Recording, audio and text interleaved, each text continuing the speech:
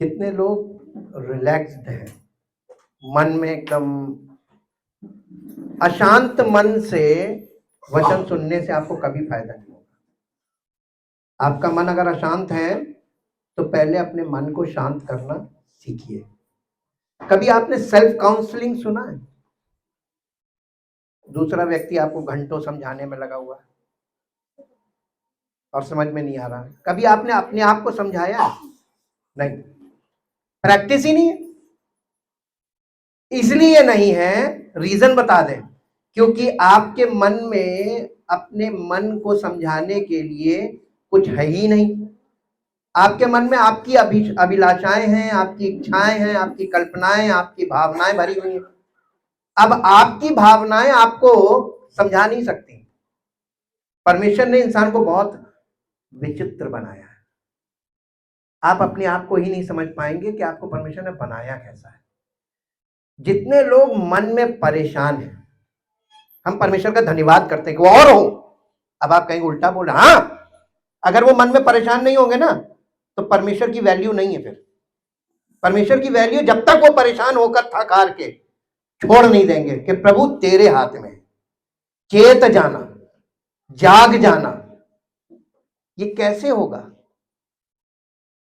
आप अपने मन की रोज सुनते हैं, अपने हर समय अपने मन की सुनते रहते, मन में विचार आ रहा है और वो विचार आपको परेशान करेगा, खूब करे। जितना ज्यादा आप परेशान होंगे ना तब आप सरेंडर करेंगे, क्योंकि मेडिकल साइंस के पास इसका कोई जवाब नहीं है। लिख के लीजिए मुझसे स्टैम्प पेपर पे, मेडिकल साइंस आपकी कोई मदद नहीं कर पाएगी। बहुत ज्यादा नींद की गोलियां देके सुलाई तो, लेकिन उससे भी मन शांत नहीं होगा, क्योंकि जब आप जागेंगे फिर वही चलेगा। हालेलुया। छुटकारा चाहिए? तुरंत नहीं होगा, एक दिन में जंगल कट जाता है। आपके अंदर विचारों का जंगल खड़ा हुआ है बचपन से। वो सब बेकार वाली बातें, बेकार वाली सोच, बेकार, उन्हीं पे आप भरोसा करते हैं। बहुत आसानी से आप मान लेते हैं। इस बात को साबित करता है कि आप आत्मिक तौर पर मृतक हैं। क्योंकि आत्मा अगर जीवित होती तो आत्मा परमात्मा की वाणी सुनती, और परमात्मा की वाणी सुनने के लिए आत्मा ही चाहेगी, शरीर कभी नहीं चाहेगा। इसलिए ज्यादातर लोग परमेश्वर के वचन को सुनने से कटते हैं। और परमेश्वर कहता देख, भाग तू जितना भागेगा वचन से, आखिर में तू फंस जाएगा, क्योंकि जब कोई रास्ता नहीं मिलेगा ना तुझे पलट कर आना पड़ेगा। इसका मतलब ये कि परमेश्वर की आत्मा की आवाज इंसान तब सुनता है जब उसके सारे रास्ते बंद हो जाते हैं, तब वो डेड एंड में फंसता, तब वो घूमता है। आपको मालूम है रिपेंट का मतलब क्या होता है? 180 डिग्री टर्न। आपकी जिधर पीठ थी उधर मुंह हो जाए, और जिधर मुंह था उधर पीठ हो जाए। ये रिपेंट का मतलब है। आप शायद इसका मतलब ना समझें। आप परमेश्वर को, आप सोच रहे हैं कि मैं तो कोशिश कर रहा हूं, कोशिश कर रहा हूं। हम आपको शुरू से बता रहे हैं इसमें कोशिश की जरूरत नहीं है, प्रयास नहीं चलेगा, इसमें आपका हृदय ही चलेगा। अंदर आपके जिस दिन हृदय तैयार हो जाएगा कि अब हम परमेश्वर की आवाज को ही सुनेंगे, तभी परमेश्वर आपके जीवन में शुरुआत करेगा। अब आप ये देखिए, आपके जीवन में शुरुआत है या अभी आप बहुत दूर हैं? हर प्रकार के लोग हैं यहाँ। किसी के जीवन में काम चल रहा है, प्रोग्रेसिव है, और कोई अभी किनारे खड़ा सोच रहा है। सुन तो रहे हैं, समझ में ही नहीं आता है। क्यों नहीं आ रहा? क्योंकि तुम्हारा दिल तैयार नहीं है। जिस दिन ये तैयार, इसी को अब आपको हम प्रोसेस बताते। एग्रीकल्चर वे में परमेश्वर ने सब कुछ रखा है। बिना जमीन को जोते और तैयार किए आप उसमें बीज बोते हैं? तो ये हृदय भूमि है, पहले इसको तैयार करो। और जब तक हृदय आपका तैयार नहीं होगा तब तक इसमें वचन रूपी बीज डालना बेकार है। जैसा नूह के दिनों में हुआ था, ठीक वैसा ही मनुष्य के पुत्र के दिन में हो रहा है। नूह के दिनों में क्या हुआ था? समस्त मानव जाति अपने डेली वर्क में, त्योहारों को मनाने में, घूमने फिरने में, अपने शेड्यूल में मगन थी। और कब जल प्रलय आया किसी को नहीं पता, जबकि पहले से बताया जा रहा था। 120 साल तक ये बताया गया कि एक महाजल प्रलय आएगा और समस्त मानव जाति को प्रलय नष्ट कर देगा। तो लोग बचे क्यों नहीं? मौका तो दिया गया था।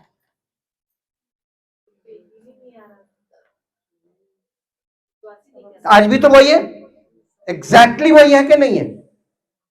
और जबकि परमेश्वर का वचन साफ साफ कह रहा है, जैसा मनुष्य के नूह के दिन हुआ था वैसी मनुष्य के पुत्र का दिन आज भी वही हो रहा है। और दुनिया मगन है। अब मालूम है, जिन बातों में वो मगन है उन्हीं में निपट जाएंगे। परमेश्वर केवल उन्हीं को बचाने का वायदा कर रहा है जो उसकी शरण में होंगे और जो उसको समर्पित होंगे। That's all. बाइबल का हम निचोड़ बता रहे हैं आपको। आपको सारी जिंदगी लग जाएगी, ये पुस्तक कभी नहीं समझ में आएगी। ये परमेश्वर का चैलेंज है मानव जाति के लिए, हर एक मानव जाति के लिए। परमेश्वर ने कोई जाति नहीं बनाई, परमेश्वर ने इंसान बनाया। और परमेश्वर ने केवल एक जाति बनाई थी ताकि समस्त मानव जाति से परमेश्वर अपने लोगों को अलग करे, and they are Jews only. वही एक है। और परमेश्वर ने उनको अंत के दिनों के समस्त जातियों के लिए एक एग्जाम्पल के तौर पे रखा कि देखो ये मेरी जाति तो है, लेकिन जब मैं नाराज होता हूं तो इनका भी साथ छोड़ देता हूं। आप वचन में देख लीजिए और एग्जाम्पल में आप आज लाइव देखिए टीवी पे। हालेलुया। शायद आपकी बात समझ में आ जाए कि परमेश्वर, इज़राइल का परमेश्वर है महान। हम लोग एक गीत गाते थे, इज़राइल का परमेश्वर है महान, उसकी आवाज गूंजेगी उसके वचन में होकर। इज़राइल का परमेश्वर, इज़राइल के परमेश्वर को देखना चाहते हैं? न्यूज खोलिए, देखिए इज़राइल का परमेश्वर कैसे वो दुश्मनों को डर रहा है। डर रहा है? सारे बड़े बड़े देश डर रहे हैं, वो डर रहा है? वो सबसे कह रहा चुप रहो। किसकी पावर है ये? These are the people of God. See and learn. परमेश्वर के लोग कैसे होते हैं? वो किसी से नहीं डरते। पहली चीज, वो गलत नहीं करते, इसलिए नहीं डरते। अपनी ओर से शुरुआत नहीं करते किसी लड़ाई की, इसलिए नहीं डरते हैं। और अगर कोई उन पर हाथ डालता है तो वो मसल के रख देते हैं, इसलिए नहीं डरते। मालूम क्यों? परमेश्वर उनके साथ खड़ा हो जाता है। अभी आप लोग भविष्यवाणियों को नहीं स्टडी कर पाते। भविष्यवाणियों में सब लिखा हुआ था कि ऐसा होगा, जो हुआ है और जो हो रहा है, ये at the plan of God in the end of and days start. Jesus is at the door, is coming. Hallelujah. क्या आप अभी भी बेसुध रहेंगे या जागृत होंगे? परमेश्वर फिजिकल जागने की बात नहीं कर रहा है, स्पिरिचुअली अवेकनिंग। आत्मिक तौर पे जागृत हो जाइए कि आपके मन में किसके प्रति कैसी भावना है। ये भावना ही आत्मा का पार्ट है। नफरत की भावना, द्वेष की भावना, ईर्ष्या की भावना, क्रोध की भावना, ये भावना यही आत्मिक पार्ट है मनुष्य का। आपकी भावना कैसी है? अपने पड़ोसी के लिए, अपने साथ के लोगों के लिए आपकी भावना अगर सही नहीं है, इसका मतलब आपकी आत्मा सही नहीं है। मेरे साथ एक पद निकालिए जो आपको मिलेगा एज्रा नबी की पुस्तक, पुराने नियम में है, अय्यूब से पहले है। एज्रा नबी की पुस्तक, the book of Ezra, chapter 7 verse 10, 7 अध्याय का 10 पद। क्योंकि एज्रा ने यहोवा की व्यवस्था का अर्थ बूझ लेने और उसके अनुसार चलने और इज़राइल में विधि और नियम सिखाने के लिए अपना मन लगाया था। किसने? एज्रा ने। ये एक व्यक्ति है जिसने अपना मन परमेश्वर के वचन के अर्थ को बूझने के लिए और उसकी विधियों को लोगों को सिखाने के लिए अपना मन लगाया था।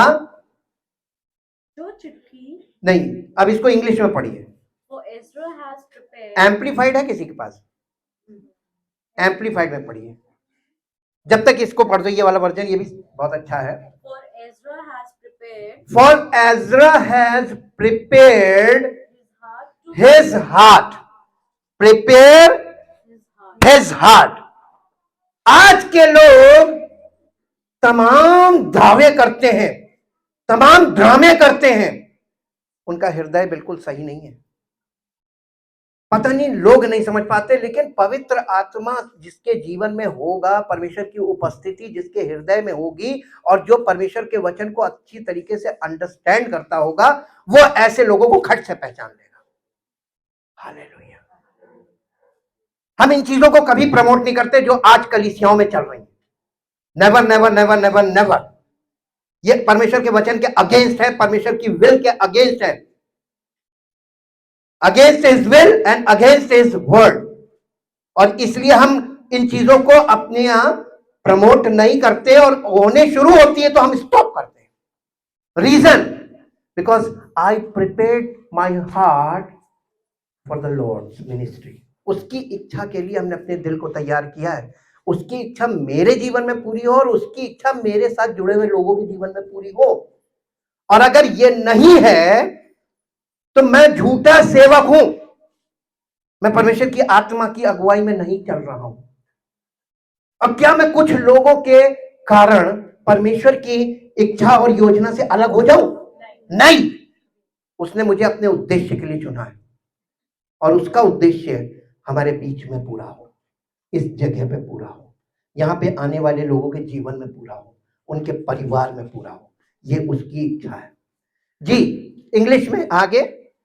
For Ezra had prepared. For Ezra had prepared and set his heart to seek the law of the Lord, to inquire for it, and of it, to require and yearn for it, and to do and teach in Israel its statutes and its ordinances.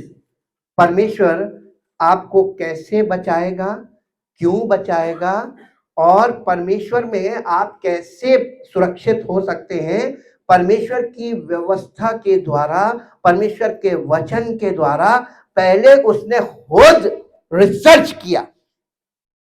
Ezra ने। परमेश्वर के सच्चे सेवक की पहचान मालूम क्या है? He is the researcher of the will of God and the plan of God. He is the true servant. और पवित्र आत्मा के बिना ये काम संभव नहीं है। इसलिए हर सेवक आपको ये करता नहीं मिलेगा। Dedicated to search the scriptures daily, not once a week, not occasionally, but daily inquire from the scriptures। परमेश्वर के वचन से रोज आपको इंक्वायरी लेनी है। ये मैसेज यानी ये समाचार है। मसीही जीवन परमेश्वर के आत्मा के समाचार पर चलने वाला जीवन है। नहीं समझ में आया? नहीं आया? आपने अभी तानाशाही नहीं कभी झेली है? तानाशाही का क्या होता नियम? राजा की आज्ञा से आपका हर काम होना है, आपकी अपनी कोई इच्छा नहीं चलेगी। आपको हर समय अनाउंसमेंट किया जाएगा कि अब आप ये करो, अब आप ये करो, अब आप ये करो, अब आप ये करो। उसके अलावा आप कुछ नहीं कर सकते, है ना? तो जिन देशों में तानाशाही होती है वहां पर घरों में रेडियो सेट्स लगे होते हैं, वायरलेस होते हैं, और सिग्नल अनाउंसमेंट होते रहते हैं, और अनाउंसमेंट सुन सुन के वहां की जनता अपने कामों को करती है। हालेलुया। तो वहां की जनता समाचार पे डिपेंड होती है, उनकी लाइफ बिना समाचार के वो कुछ नहीं कर सकते। अब आप एक बात बताइए, युद्ध का जब समय आता है, किसी कंट्री में युद्ध चल रहा है, जैसा कि अभी चल रहा कई कंट्री में, युद्ध जब डिक्लेयर हो जाता है उस समय देश में कौन सी गवर्नमेंट होती है?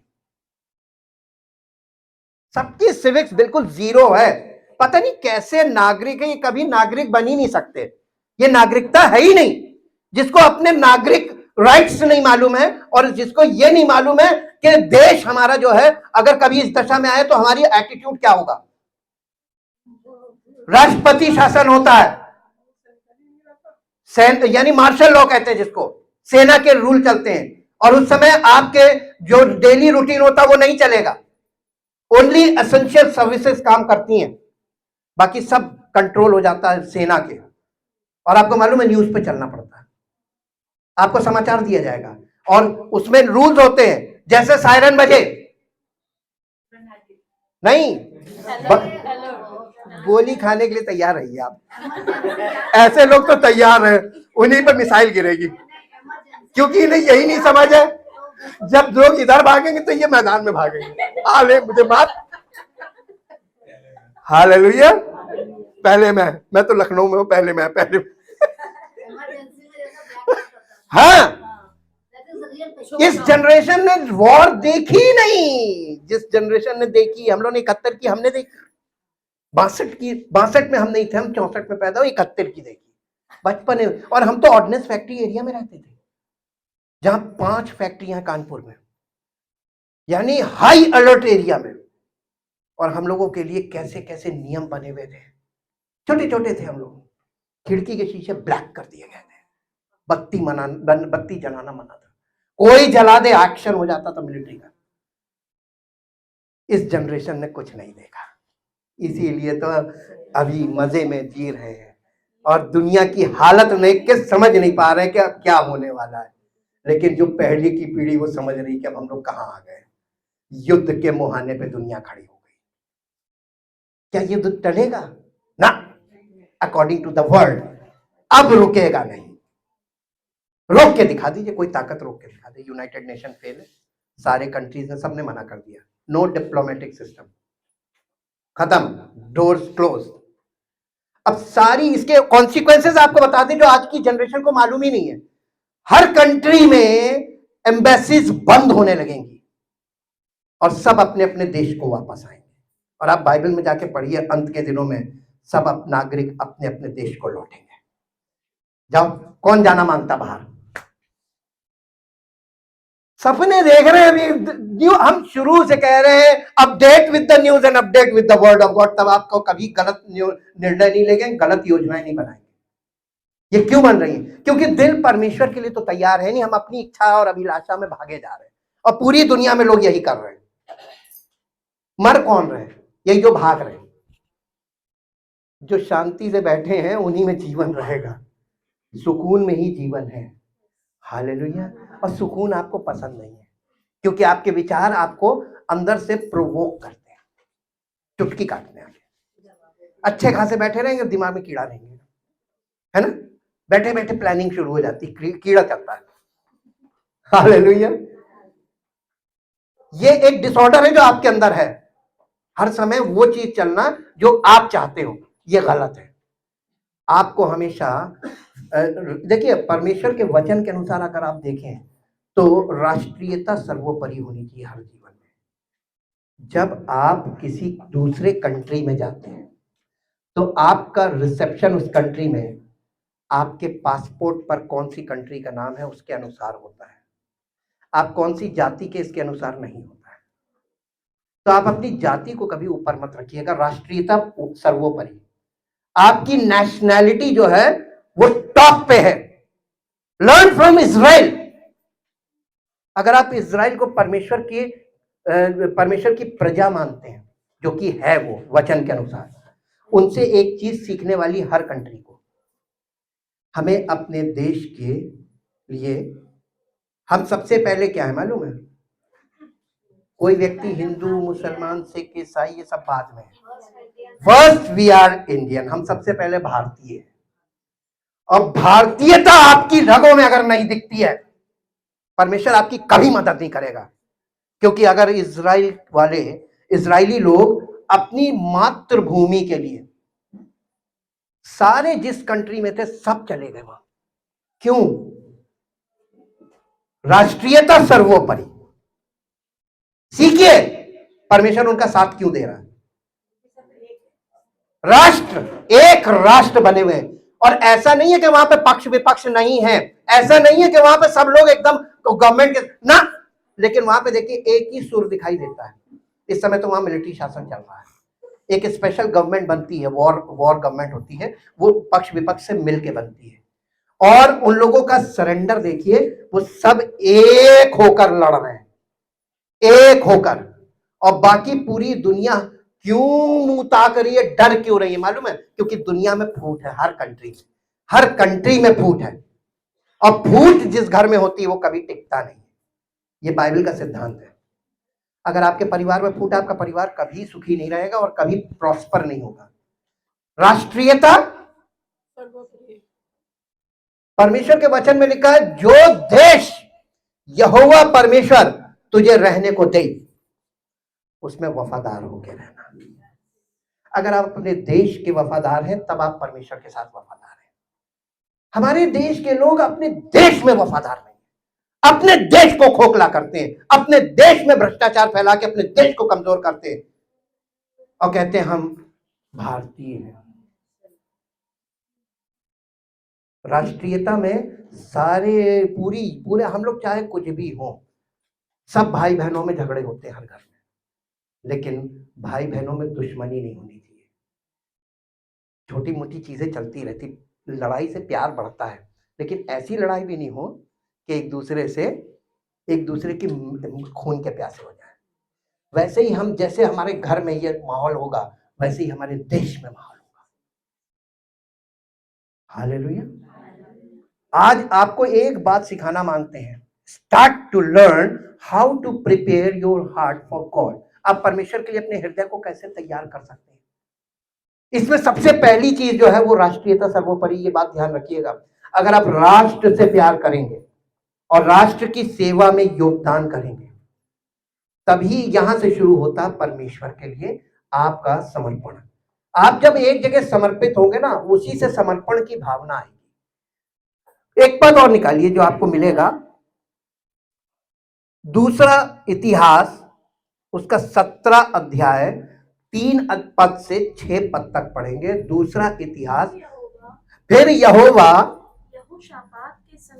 यहोशापात के संग रहा, क्योंकि वो अपने मूल पुरुष दाऊद की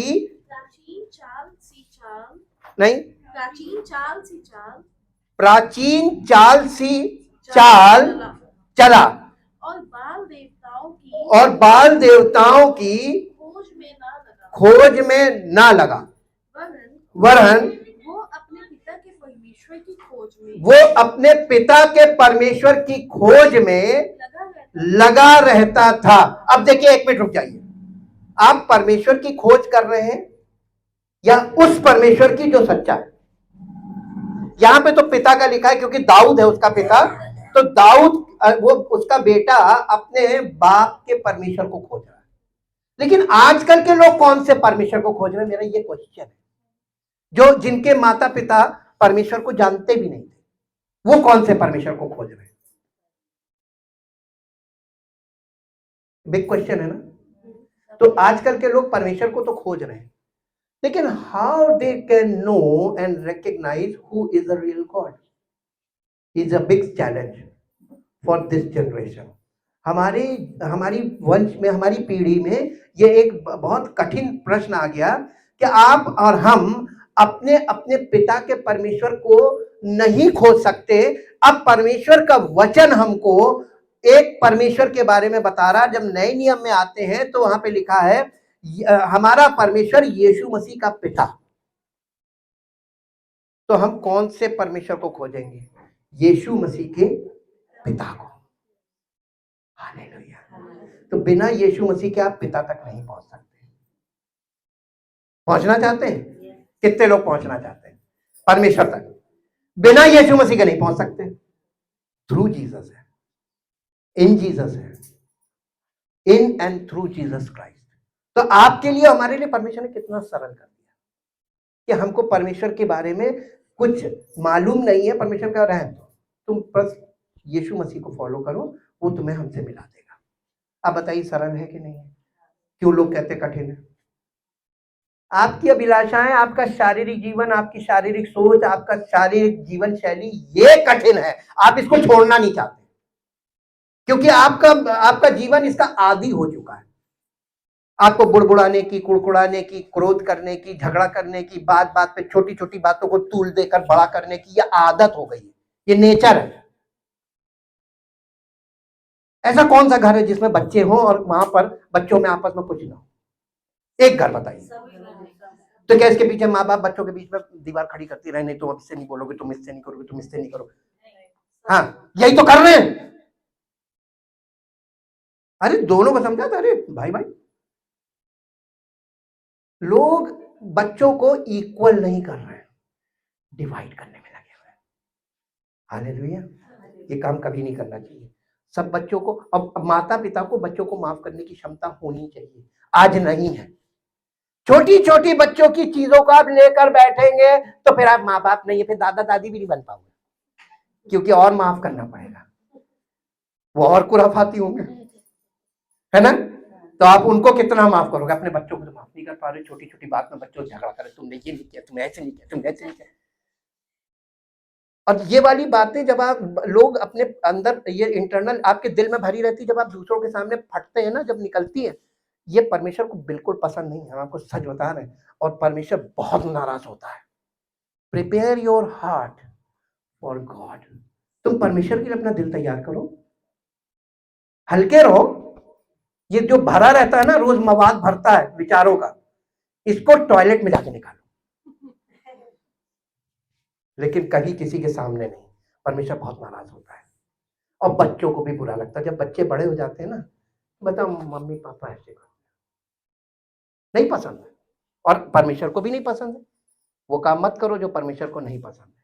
जी, वो अपने पिता के परमेश्वर की खोज में, वो अपने पिता के परमेश्वर की खोज में लगा रहता था, उसी की आज्ञाओं पर चलता और उसी की आज्ञाओं पर चलता था, और इस्राएल के से काम नहीं करता था। ये दाऊद के वंश से है, ये दाऊद का पोता है, और ये परमेश्वर की लीक पर चलता था। कैसे? जैसे दाऊद उसका दादा चलता था, क्योंकि ये सुलेमान का बेटा है।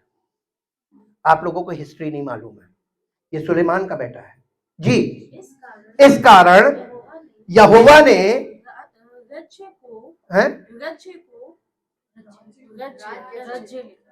राज्य, हाँ, इसीलिए कहते हैं हार्डवेयर से पढ़ा कीजिए, सॉफ्टवेयर में प्रॉब्लम है।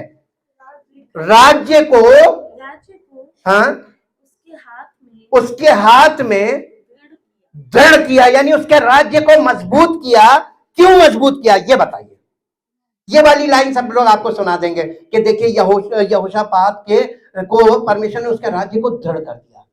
उसने दुआ करी, मैं आपके लिए दुआ करूंगा और परमेश्वर आपके राज्य को दृढ़ कर देगा। ये झूठा प्रचार, ये झूठा प्रचार, यही प्रचार किया जाता है रिजल्ट को दिखा के, और प्रेयर के क्या, अब हम प्रेयर करेंगे तो आपके साथ ये हो जाएगा। लेकिन आप इस रिजल्ट के लिए इसको देखिए कि क्यों ये रिजल्ट उसको मिला। क्योंकि वो अपने दादा दाऊद की लीक पर चला, यानी उसने वो जिंदगी जी जो उसके दादा जैसे चलते थे, इसलिए उसको रिजल्ट मिला। आपको रिजल्ट चाहिए तो आपको भी चलना पड़ेगा। विश्वास बैठने का नाम नहीं है, विश्वास कल्पना नहीं है, विश्वास वास्तविकता होनी चाहिए हमारे जीवन में, कि हमको लोग देखे कहीं वाकई में परमेश्वर पर भरोसा रखता है, झूठा विश्वास नहीं। इसी के साथ एक पद और निकालिए, दूसरा इतिहास 12 अध्याय उसका 13 से 16 पद पढ़िए। दूसरा इतिहास 12 अध्याय। सो राजा रहोबियाम यरूशलेम में दृढ़ होकर राज्य करता रहा। जब रहोबियाम राज्य करने लगा तब 41 वर्ष का था, 41 ईयर्स का था। वर्ष की आयु का था। हाँ, और यरूशलेम में अर्थात उस नगर में जिसे यहोवा ने अपना नाम बनाए रखने के लिए इज़राइल के सारे गोत्र में से चुन लिया था, 17 वर्ष तक राज्य करता रहा। अब आपको इस पद में एक बात और पता चल गई होगी कि इज़राइल को परमेश्वर ने अपना नाम बनाए रखने के लिए इस पृथ्वी पर स्थापित कर रखा है। आज पूरी दुनिया में परमेश्वर का नाम इज़राइल के नाम से जुड़ा हुआ है। When you see Israel, you can see the power of God. When you see Israel, you can see the plan of God for all the world. When you see Israel, you can see the provisions of God. आपको हर चीज, इसीलिए हम कहते हैं updated with the news and updated with the word of God. आपको एक एक चीज दुनिया में कहां क्या हो रहा है पहले से मालूम रहेगी, ताकि आप अपने प्लान्स को करेक्ट कर लो। Never make the plan against the plan of God. परमेश्वर की योजना के विरुद्ध को भी प्लान मत बनाइएगा, सफल नहीं होगा, बल्कि आप भयानक फंस जाएंगे। शायद ही कोई छुड़ाए, क्योंकि परमेश्वर नहीं छुड़ाता। वो जो व्यक्ति जिद्दी होता है, अपनी इच्छा पूरी करना मांगता है, वो कहता है जा, छोड़ देता है, ताकि वो नष्ट हो जाए। जी, उसकी माता का नाम, हाँ एक मिनट, ये कहां तक पढ़ा? 13 पढ़ रही हो अभी? हाँ 13 पढ़ो। उसकी माता का नाम नामा था, जो अम्मोनी स्त्री थी। उसने ये 12 अध्याय का है ना? नहीं 13 नहीं, 12 अध्याय का 13। हाँ, उसने वो काम किया जो बुरा है। इसको हार्डवेयर में पढ़िए, वो यहाँ पे लैंग्वेज गड़बड़ आ रही है। उसने वो कार्य किया जो बुरा है, अर्थात उसने अपने मन को यहोवा की खोज में क्या किया था? परमेश्वर की खोज नहीं करना मांगता। नहीं, हम अपनी इच्छा में चलेंगे, नहीं हमको कुछ मत बताओ। I never want to hear and I never want to walk. हम फॉलो नहीं करेंगे। उसने परमेश्वर की के लिए अपने हृदय को प्रिपेयर नहीं किया। जी, आदि से अंत तक रहुब्याम के काम, क्या शाह या नबी, शमाया नबी और इद्दोदर्शी की पुस्तकों में वंशावलियों की रीति पर नहीं लिखे हैं। रहुब्याम और यारोबाम के बीच जो लड़ाई सदा होती रही, और रहुब्याम और पुरखाओं के संग सो गया, और दाऊदपुर में उसको मिट्टी दी गई, और उसका पुत्र अबिया उसके स्थान पर राज्य करने लगा। ये 3 अध्याय, 12 अध्याय का 13 16 पद। हाँ 16 पद हो गया। अब 11 अध्याय का 17 पद पढ़िए। 11 अध्याय का 17 पद। और उन्होंने यहूदा का राज्य स्थिर किया, और सुलेमान के पुत्र रहुब्याम को 3 वर्ष तक दृढ़ किया। यानी 3 साल इसने परमेश्वर की इच्छा में चलता रहा, और इसका शासन मजबूत रहा। और आगे तो क्योंकि 3 वर्ष तक वे दाऊद और सुलेमान की लीग पर चलता रहा, और रहुब्याम ने एक स्त्री से विवाह कर लिया। जी, अर्थात महलत को, जिसका पिता दाऊद का पुत्र यरीमोत और माता लीशे के पुत्र एलियाब की बेटी अबीएल थी, और उसे हाँ यूश शर्मिया शर्म्या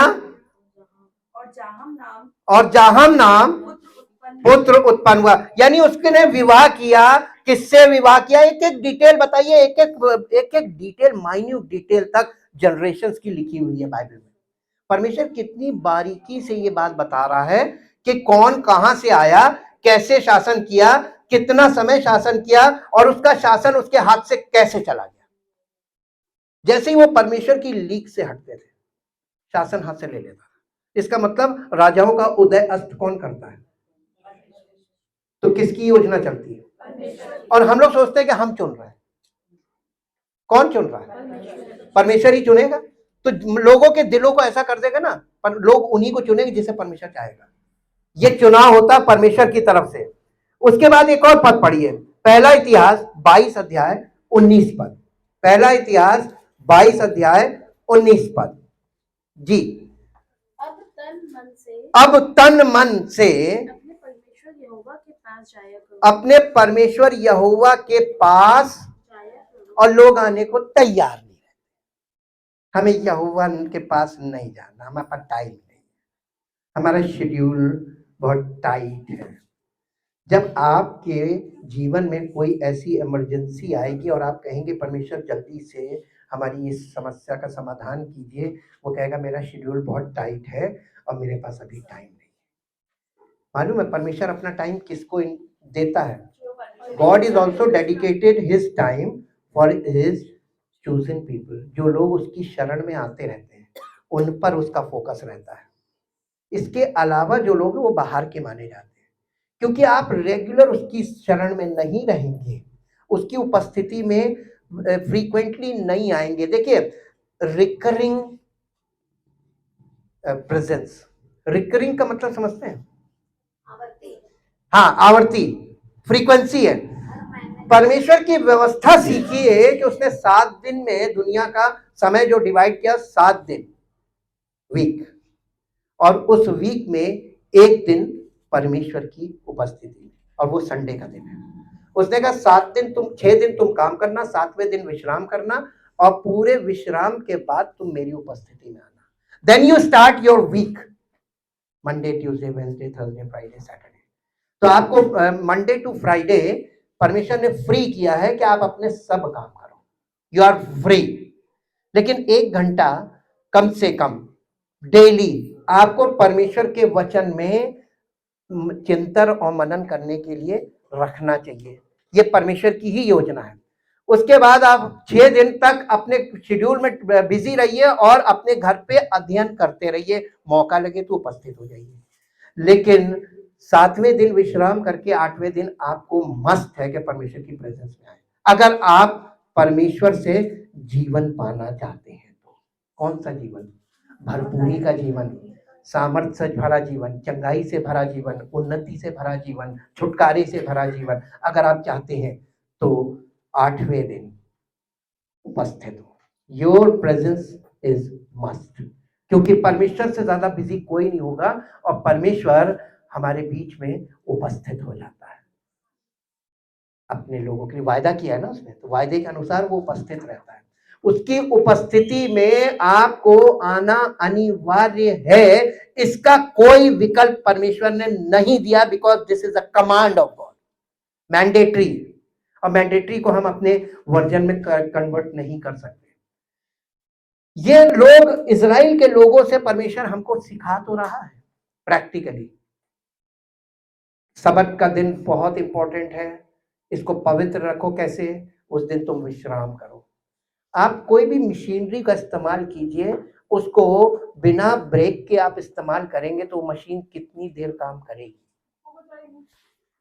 आप अपने मोबाइल को ले लीजिए, इसमें कंपनी क्लेम करती है कि 3 दिन का बैकअप है, लेकिन लोग लेकर उस कंपनी के क्लेम को फेल कर देते हैं। वो कहते हैं हम तो कुछ घंटे में बैकअप खत्म करते हैं, हम दिन में 4 बार इसको चार्ज करते हैं। तो कंपनी कहती है कोई प्रॉब्लम नहीं, जैसी आपकी इस्तेमाल होगा वैसे। लेकिन जनरली जो लोग नॉर्मल यूज करते हैं वो 3 दिन में बैकअप काम करेगा, 3 दिन का। लेकिन जो लोग एबनॉर्मल यूज करेंगे, एब्यूज का मतलब क्या है? अब्यूज का मतलब है एबनॉर्मल यूज। आप अपने जीवन को अब्यूज कर रहे हैं क्या? Abnormal use. अरे उसने ये शरीर जिसने बनाया है ना, उसने इस शरीर की क्षमता ठहराई है और कहा है कि इसको शरीर को फिजिकल वर्क के लिए 8 घंटे बहुत है, ये इससे ज्यादा नहीं जाना चाहिए। जब हम परमेश्वर की लिमिट्स को एक्सीड करते हैं, तोड़ते हैं, तो नुकसान किसको होता है? तो फिर हम उससे कहते हैं प्रार्थना कर दीजिए, मेरे पास आते मुझे प्रार्थना कर दीजिए कि प्रभु मुझे इस चीज से चंगाई दे दे। आपके कहने से हम कर देते हैं, लेकिन हमारी जिम्मेदारी ये है कि आपको ये सिखाएं कि आज तो कर दी, अभी तो तुम जानते नहीं हो, अब तुम जानो कि तुमको अपने शरीर को कैसे इस्तेमाल करना है। इसकी क्षमता से आगे इसको ना यूज करो, एब्यूज मत करो। वैसे ही हमारी मेंटल कैपेबिलिटीज है, मानसिक क्षमताएं हैं। हमारी देखने की भी क्षमता है लिमिटेड, हमारी सुनने की भी लिमिटेड है, और हमारे सूंघने की भी लिमिटेड है, और हमारे बोलने में भी लिमिट्स है। तो अपनी इन सेंसेस को जो लिमिट्स बांधी गई परमिशन है, क्यों बांधी है? कभी बैठकर आपने सोचा है? बहुत सी चीजें आप नहीं देख सकते, लेकिन जैसे जैसे आप परमेश्वर की आत्मा के संपर्क में रहते, धीरे धीरे आपकी स्पिरिचुअल आईज खुलती हैं, स्पिरिचुअल ईयर्स खुलते हैं, और स्पिरिचुअल सेंसेस एक्टिवेट होते हैं, और फिर वो एक्टिवेट के बाद मैच्योर होने लगते हैं, स्पिरिचुअली मैच्योर होते हैं। अभी तक आप संसार की बातों को सुनते थे, कंफ्यूज हो जाते थे। जब आप स्पिरिचुअल बातों को अंडरस्टैंड करने लगते तो आप डिसर्न करने लगते, नहीं परमेश्वर के वचन के अनुसार ये ऐसे होना चाहिए, तो आप अपने जीवन को करेक्ट करने लगते हैं। ये आपके लिए होता है, दूसरों के लिए नहीं होता है। और ये सेल्फ करेक्शन चलने लगता है, सेल्फ असेसमेंट चलने लगता है, आप अपने आप असेस करने लगते हैं। ये वर्ड असेसमेंट, इसको हिंदी में क्या बोलेंगे? मूल्यांकन। हाँ हाँ हाँ, तो ये उसकी जांच असेसमेंट का मतलब होता है किसी चीज का निर्धारण निर्धारण करना। हाँ, तो आप अपने जीवन में चीजों को निर्धारित करना कैसे सीखेंगे कि what is appropriate for me, कितना मेरे लिए उचित होगा, कितना अनुचित होगा। असेसमेंट, जब आप असेसमेंट को और अच्छे से प्रैक्टिकली समझने के लिए आप जब हाउस टैक्स के लिए जाते हैं, तो वो हाउस टैक्स से वहां से एक इंस्पेक्टर आता है, आपके घर का इंस्पेक्शन करता है। वो क्या देखता है? कितना बना है, आपका कवर्ड एरिया कितना है और किस लेवल का कंस्ट्रक्शन है। मान लीजिए जैसे आपका ऐसे कच्चा फर्श है, इसका टैक्स कम होता है, अगर आपके यहाँ मार्बल्स लगे उसका टैक्स ज्यादा होता है। तो आपका कंस्ट्रक्शन की वैल्यू क्या है, उसके आधार पर यह निर्धारित किया जाता है कि आपका टैक्स कितना होगा। आप अपने जीवन में आपकी कितनी कैपेबिलिटी है, मेंटल कैपेबिलिटी क्या है, और स्पिरिचुअली आपको क्या ऐड ऑन हो रहा है कि अब आप थोड़ा अपग्रेड हो रहे हैं, यह असेसमेंट से ही पता चलेगा। और आपको जब तक आप परमेश्वर के वचन के लिए समर्पित नहीं होंगे, आपको कुछ ना समझ में आए, आप सिर्फ सेवक की आज्ञा मानिए बस। ये हम आपको बहुत सरल कर दे रहे हैं। आपको सिर्फ समझाने के लिए कुछ बताया जा रहा है, जो चीज अभी नहीं समझ में आ रही ना, कुछ समय बाद समझ में आने लगेगी। हमें बहुत सी चीजें शुरू में नहीं समझ में आई, आज हमें बहुत अच्छी तरीके से अंडरस्टैंडिंग में आ गई। अच्छा, ये है इसका मतलब। तो आपकी उम्र के हिसाब से और लाइफ के लेवल के हिसाब से चीजें चलेंगी। 22 अध्याय का 19 पद फिर से पढ़िए। अब तन मन से अपने परमेश्वर यहोवा के पास कैसे आया करो? तन से। और लोग कई बार तन से नहीं आते, कहते हैं हमारा मन वहां लगा हुआ था, मन से मैं वहीं थी और तन से मैं यहां। अब ये परमेश्वर के वचन के खिलाफ बताइए, इसको क्या करें? नहीं कुछ किया जा सकता। और कभी कभी तन यहां होता है, मन कहीं और होता है, दोनों कंडीशन है। क्या ये एक्सेप्टेबल है परमेश्वर को? तो आप ये वाली एक्सक्यूज क्यों लगा रहे हो? क्योंकि ये तो परमेश्वर को एक्सेप्टेबल है ही नहीं। उसने कहा अब तन मन से परमेश्वर के पास जाया करो और जी लगाकर यहोवा परमेश्वर का परमेश्वर का पवित्र स्थान बनाना। यानी परमेश्वर की उपस्थिति में आपका ये जो शरीर है, ये पवित्र आत्मा का मंदिर है और इसे आप चाहते हैं कि वो मंदिर बना है तो तन मन से परमेश्वर के पास जाया करो। और लोग मंदिर बनना नहीं मांगते। हालेलुया। लास्ट में एक वर्ष निकालिए, है हाँ, कि तुम यहोवा के वाचा का संदूक और परमेश्वर के पवित्र पात्र उस भवन में लाओ जो यहोवा के नाम का बनने वाला है। यानी वाचा के संदूक का मतलब होता है परमेश्वर की उपस्थिति। जब आप तन मन से उसके पास आएंगे, पवित्र आत्मा आपको परमेश्वर का मंदिर बनाएगा और पवित्र आत्मा के द्वारा परमेश्वर की उपस्थिति उसमें होगी। यही तो नए नियम में लिखा, क्या तुम नहीं जानते कि तुम परमेश्वर का मंदिर हो और परमेश्वर का आत्मा तुम्हें वास करता है। ये स्टेज कैसे आएगी जब तन मन से उपस्थित नहीं होंगे। एक पद और निकालिए जो आपको मिलेगा, मरकुस रचित सुसमाचार 4 अध्याय का 19 पद। अब हम नए नियम में आ गए, वर्जन चेंज कर रहे हैं। और संसार की चिंता और धन का धोखा और वस्तुओं का लोभ उसमें समाकर वचन को दबा देता है और वह निष्फल रहता है और वो जिंदगी निष्फल हो जाती है। कौन सी जिंदगी निष्फल होती है? जो वचन तो सुनती है। इसका एक पद ऊपर से पढ़ लीजिए।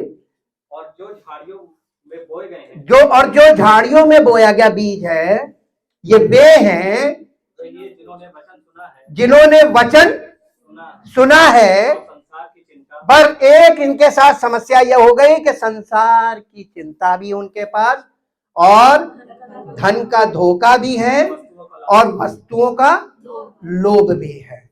ये 3 चीजों ने आकर जो वचन इन्होंने सुना है उसको दबा दिया और इनका जीवन निष्फल होगा। पवित्र आत्मा के फल नहीं आएंगे, लिखा हुआ है साहब। ये बाइबल मेरी लिखी तो नहीं है, हम तो आपके सामने ये रख रहे कंडीशन के ये कंडीशन अगर है तो निष्फल रहेंगे। पवित्र आत्मा के फलों के द्वारा जो प्रगटीकरण होना वो नहीं होगा। उसका रीजन क्या है? उसका रीजन ये है कि आपने अपने हृदय को तैयार नहीं किया, जोता बोया नहीं। होशे नबी की पुस्तक 10 अध्याय का 12 पद। होशे नबी की पुस्तक, यहां से हमको इंस्ट्रक्शन मिल रहा है मरकुस में जो हमने पढ़ा है इसके लिए। होशे 10 अध्याय उसका 12 पद। अपने लिए धर्म का बीज बो, तब करुणा के अनुसार खेत काटने पाओगे। अपनी पड़ती भूमि को जोतो, देखो अभी यहोवा के पीछे हो लेने का समय है कि वो आए और तुम्हारे ऊपर उद्धार बरसाए। अभी वो समय है। क्या आपको मालूम है कि अभी वो समय है? परमेश्वर अनुग्रह करके ठहरा हुआ है कि शायद ये बच्चा मेरे पास आ जाए, मैं इस पर उद्धार बरसाऊंगा, मैं इस पर उद्धार बरसाऊंगा। अपनी पड़ती भूमि को जोतो। लास्ट इसी के साथ एक पद और निकालिए, यिर्मयाह नबी की पुस्तक 4 अध्याय, the book of Jeremiah chapter 4।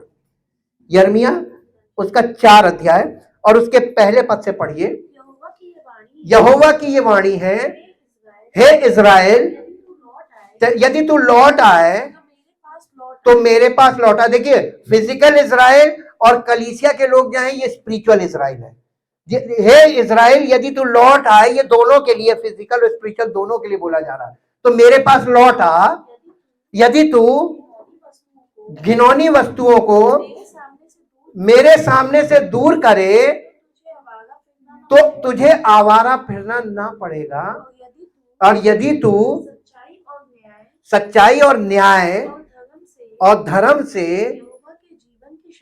यहोवा के जीवन की शपथ खाए तो अन्य जातियां उसके कारण अपने आप को धन्य कहेंगी और उसी पर घमंड करेंगी, क्योंकि यहूदा और यरूशलेम के लोगों से यहोवा ने यूं कहा है, अपनी पड़ती भूमि को आपको अपने हृदय को जोतना पड़ेगा। जोतने का मतलब क्या है? जितने आपको फॉर्मेट लगाना है अपनी मेमोरी में, जो आपके अंदर पहले से बैठी हुई बातें, बचपन से लेके अभी तक जो आपने सुना, धारणाएं, मान्यताएं, उन पर आप मन लगाकर बहक रहे हैं। अरे यार, तुम परमेश्वर को जानना चाहते हो तो इन सब चीजों को छोड़ दो। ये झाड़ियां हैं और ये परमेश्वर का वचन तुमको सुनने नहीं देती, और तुम सुनते हो तो उसके ऊपर ये झाड़ियां जो हैं ये डोमिनेट करती हैं। 1 घंटा आपके लिए भारी होगा परमेश्वर का वचन सुनने में, और ये झाड़ियां दिन भर आपके अंदर विचार घूमते हैं और दिन भर टेंशन, परेशान, वहां कर लो। हम तो दुआ करते हैं ऐसे लोगों के साथ और ज्यादा हो। मालूम क्यों? एक दिन इसका एंड हो जाएगा। अति हर चीज की बुरी होती है। अरे आपके अंदर जो फालतू के विचार, दुनिया की बातें आप सुन सुनकर विश्वास करके परेशान हो रहे हैं ना, परमेश्वर चाहता है कि आप इतना परेशान हो जाओ, या तो हमेशा के लिए उनको छोड़ दो और परमेश्वर की बातों को मान लो। परेशान होना जरूरी है। जब तक आप परेशान नहीं होंगे तब तक आप छोड़ेंगे नहीं, और छोड़ने के लिए परेशान होना जरूरी है, क्योंकि इसका मेडिकल कोई यानी हल नहीं है। मेडिकली आपको कुछ नहीं मिलेगा। और कटीले झाड़ियों में बीज मत बो। बीज परमेश्वर का वचन है। आप परमेश्वर का वचन सुन रहे हैं, लेकिन ढेर सारी झाड़ियां, ये झाड़ियां क्या है मालूम है? संसार की चिंता, धन का धोखा और वस्तुओं का लोभ, ये फंसाए हुए हैं, जिसको लोग सरल भाषा में कहते हैं माया मोह में फंसे। जब तक माया मोह में फंसे हो, परमेश्वर के वचन तुमको कठिन लगेंगे। अरे बहुत कठिन है, मालूम कि माया मोह। अब अपनी माया से छुटकारा तुमको पाना है। परमेश्वर के पीछे हो लो, कोई नहीं तुमको छुड़ा पाएगा दुनिया में, लेकिन वो सामर्थी है। कितने लोग मानते हैं कि वो सामर्थी है? हम मानते हैं कि वो सर्व सामर्थी है। Thank you Jesus. आप चाहते हैं कि सर्व सामर्थी परमेश्वर आपके जीवन में उन सब झाड़ियों को, जो अंदर आपके हृदय में झाड़ी रूपी विचार है, भरे पड़े हैं, तर्क भरे पड़े हैं, तमाम विचार आपके अंदर भरे पड़े हैं, आज आप अपने स्थान पर खड़े होइए और परमेश्वर के सामने ये विश्वास कीजिए कि प्रभु, मैं आपके वचन को इतना सुनूंगा कि झाड़ियां मुरझा जाए। मैं आपके वचन से इतना अपने आप को भर लूंगा कि झाड़ियां निकलकर अपने आप ही सूख के चली जाएंगी। परमेश्वर का वचन दोधारी तलवार का काम करता है। ये झाड़ियां काटेगा कौन? वचन। कौन काटेगा? वचन। लिखा है वचन तेज धार वाली तलवार है और दोनों तरफ चलती है। इधर भी काट देगा, इधर भी काट देगा, दो पेड़ एक साथ काट देगा। आपके अंदर जो झाड़ियां खड़ी हैं दिल में, ये विचार वाली झाड़ियां, इनको कौन काटेगा? परमेश्वर का वचन। और ये वचन आप इतना ज्यादा एक्सेप्ट कीजिए, अपना इतना ज्यादा आप हर समय सुनते रहिए, हर समय। और जब वचन से आपको लगे कि नहीं, तो आप बीच में थोड़े अच्छे गीत लगाइए। गीत से आपके अंदर थोड़ा सा माहौल बनेगा, फिर वचन सुनिए। आप देखिए आपकी जिंदगी परिवर्तित होकर परमेश्वर की महिमा के में परिवर्तित होने लगी। Thank you, thank you, thank you. परमपिता परमेश्वर, हम आपका हृदय से धन्यवाद करते हैं, क्योंकि आप हम सब लोगों की बहुत चिंता करते हैं। आपके वचन में लिखा है, अपनी चिंता यहोवा पर डाल दो क्योंकि वो तुम्हारी चिंता करता है। हमें आज तक ये नहीं पता था कि हमारी चिंता कोई और भी करता है, लेकिन हमारी चिंता सबसे ज्यादा हमारा परमेश्वर करता है, जिसे हम नहीं जानते। लेकिन परमेश्वर जिसे हम नहीं जानते वो हमारी चिंता करता है।